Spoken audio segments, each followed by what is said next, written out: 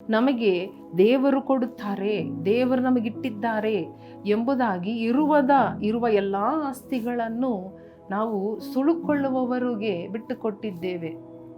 ನಮ್ಮಿಂದ ಕೊಳ್ಳಲ್ಪಟ್ಟಿದ್ದೇ ನಮ್ಮ ವಸ್ತುಗಳು, ನಮ್ಮ ಜಮೀನುಗಳು, ನಮ್ಮ ಆಸ್ತಿಗಳು, ನಮ್ಮ ಹಣಗಳು, ನಮ್ಮ ಒಡವೆಗಳು. ಇಂತಹ ಪರಿಸ್ಥಿತಿಗಳು ಹಲವಾರು ಜನ ಹಾದು ಹೋಗುತ್ತಾ ಇರಬಹುದು. ಈ ವಾಕ್ಯವನ್ನು ಇವತ್ತು ಕೇಳುತ್ತಾ ಇರಬಹುದು. ಈ ಕಾರ್ಯಗಳು ನಿಮಗೆ ನಡೆದಿದೆಯಾ?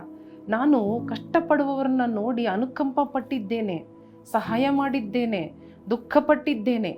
ಆದರೆ ನನಗೆ ನನ್ನನ್ನು ನೋಡಿ ಅನುಕಂಪ ಪಡುವವರು ಇಲ್ಲ. ಅದು ಮಾತ್ರವಲ್ಲದೆ ನಾನು ಎಲ್ಲರಿಗೂ ಕೊಟ್ಟಿದ್ದೇನೆ, ಎಲ್ಲರೂ ನನ್ನಿಂದ ತೆಗೆದುಕೊಂಡಿದ್ದಾರೆ, ಆದರೆ ನನಗೆ ಕೊಡುವುದಕ್ಕೆ ಯಾರೂ ಇಲ್ಲ.